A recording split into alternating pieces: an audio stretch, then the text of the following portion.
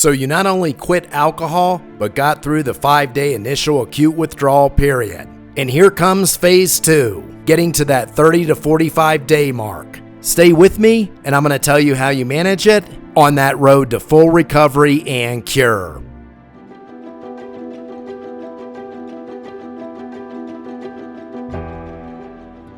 So you made it through the 5-day acute withdrawal. You decided to quit it. It was probably the worst thing you'd ever gone through. Certainly was for me. You can listen to my previous episode if you want the details on how bad it was. As I stated in that episode, I didn't check into Detox, and that wasn't smart. They have medications to help you walk through the inferno of acute alcoholic withdrawal. But even after the acute phase, you're still in the withdrawal period. Most rehab centers will keep you for a few weeks to a month, depending on your insurance, and these facilities are aligned with the standard Alcoholics Anonymous philosophy, 12-step mentality, and the traditional method of recovery that has failed so many addicts, alcohol or otherwise. As a matter of fact, most will open the door to their new patients by telling them to look to the left and right of them, for that's how many won't make it to complete sobriety.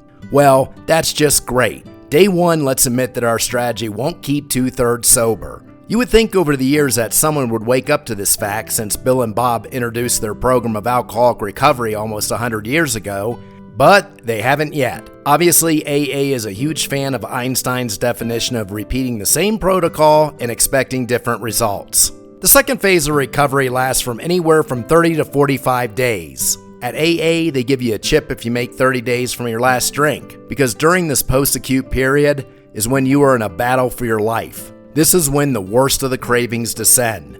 And I'm not talking about, gee, I could use a piece of chocolate craving. I'm talking about non-stop, mouth-watering, and insatiable longing for a renewed friendship with John Barleycorn, much like a withering Dracula's craving for fresh blood. And they are almost continuous during that second phase. The intensity, frequency, and duration of these cravings are what cause most to go back to the bottle, because they think they're going to have this internal yearning to suck that bottle dry for the rest of their lives. And this is important to note, probably the most important point of this episode. The intensity of these cravings, as well as the frequency and duration, is temporary. It will not last forever. It won't even last past the second phase. A month later, it isn't going to be nearly this bad. That's what you hang on to. I remember waking up the morning of day 6, the day after acute withdrawal ended. How the morning seemed like morning, with the rays from the sun cutting through the California winter fog in the foothills. How strange it seemed not to feel ill, with vertigo and nausea from the previous night with JB. Actually eating a regular breakfast. It certainly was more favorable than the last 5 days since I had my last drop with my longtime friend. That morning on day 6 with sobriety seemed just fine. But I knew from my previous research that probably wasn't going to last. I can now comprehend a week without alcohol, but a month? A year? A lifetime? So I didn't think about a month, a year, or a lifetime. I did use the advice of AA and only concentrated on today, for not everything about AA is awful. I took what was useful, and I made another short timer list like I did for the first 120 hours of acute recovery. But instead of counting down hours this time, I would slash days from the top number 30. And I already had 5 down from the time in the initial acute withdrawal. The 5-day acute phase is when you'll feel the most intense physical symptoms of withdrawal. The next phase to that 30 to 45 day mark is when you'll have the most intense mental symptoms, because it is an emotional frenzy. Understand that until you get to that month to month and a half goal, it's going to be a roller coaster with the brake lines cut. You're going to have to set your mind to the strongest it's ever been, because the world is trying to stop your new sobriety. This was probably the greatest shockwave in the earthquake during this phase of withdrawal. You never realized how surrounded we are by alcohol. Not only are you battling these intense non-stop cravings, but you're being re-triggered by every bar you pass, every billboard that shows a woman holding a glass of wine. You retreat to your television to escape after work, and what do you see? A scene of rustic steelworkers saluting America with bottles of Budweiser. Like the acute phase, I have no advice to make these cravings cease. Time will do that. You just have to put in your mind that's another temporary level of the inferno. Not as deep into the abyss as the initial 5 days, but you still remain far from the surface in fresh air. And you just have to keep ascending the stairwell as every demon hits you on your path. There's really no easy answer.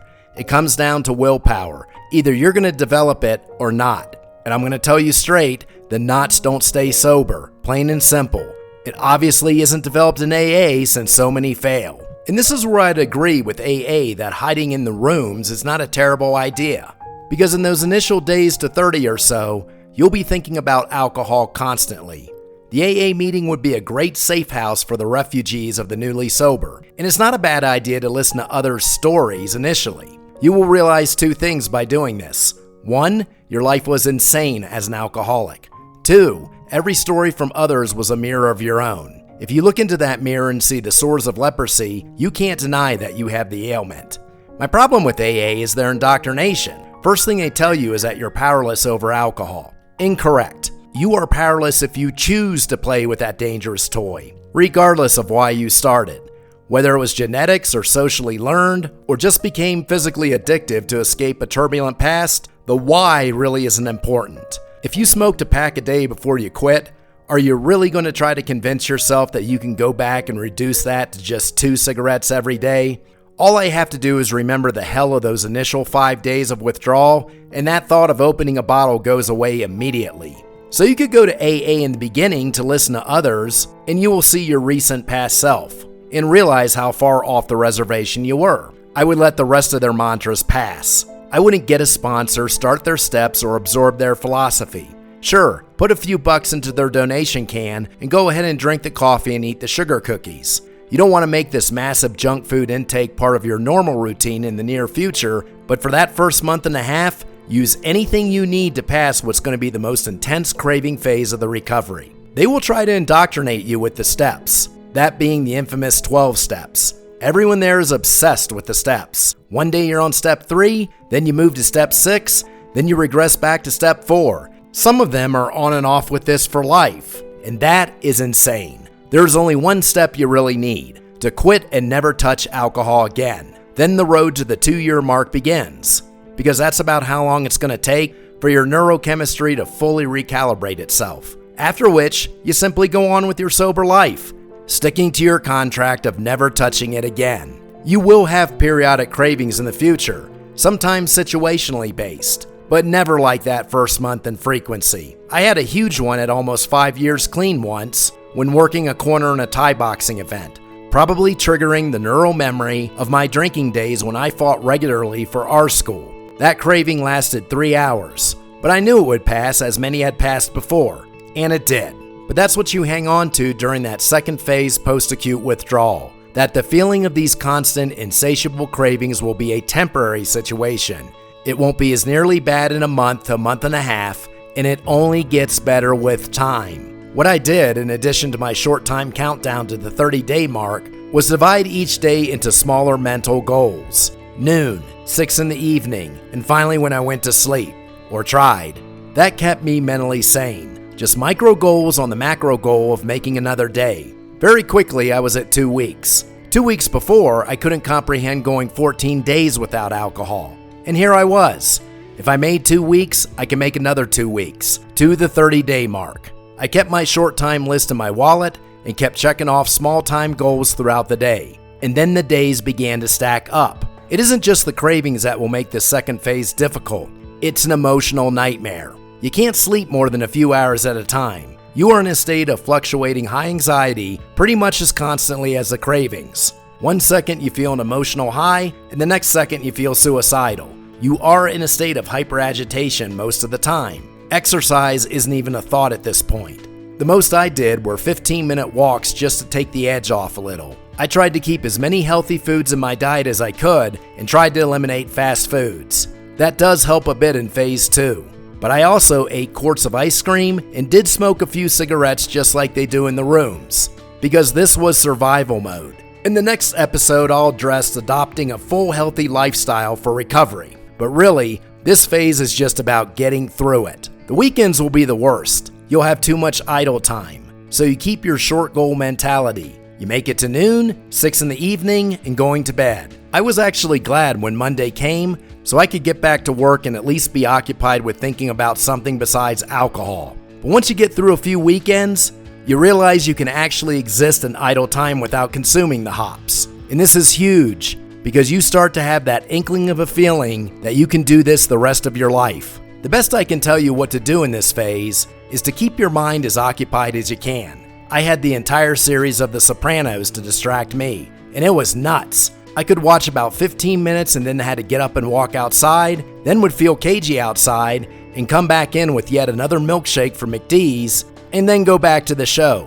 It would take me hours to get through one episode, but I kept checking off those hours and kept progressing to the month mark. I got no chip or round of applause from AA when I passed the 30-day mark, because I wasn't in AA. Only the mental chip of knowing that I had gone through 30 days. I can't say I felt great at day 30. As I said, 30 is a ballpark figure.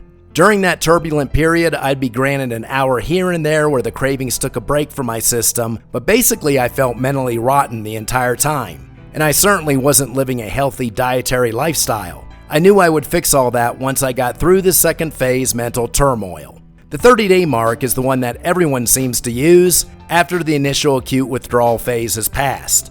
But this second phase can last a little longer, as said. The first day I can say I felt good was day 45. The whole entire day which followed the first night I slept all the way through. Most that I talk to tell me it was somewhere between 30 and 45 days as well, where they can say that they had the first day where they just felt good. That's a good marker to know when you've passed the second milepost. But the key to this mental inferno was just to keep myself as occupied as I could and understand what cravings were. They're just the want of something, nothing more. Understand every time you ignore one, you win, and those winnings become an armed fortress. You did it once so you can do it again philosophy. Try to eat as healthy as you can, even with the anti-craving additives like sugar and coffee that everyone indulges in that first month or two. Short walks at the beginning of that phase became longer and more frequent for me. By day 15, I wasn't out of the furnace, but was better than day 6. Just keep putting time in the past tense sober, and the rest will take care of itself. It's also important to stay away from people as much as you can during this phase. I was 11 days sober and went to an after-work get-together in a lounge of all places. Everyone had a beer in their hand. I almost snapped the handle of my coffee cup. It really wasn't too wise to make my life harder than it needed to be during that second phase. But guess what?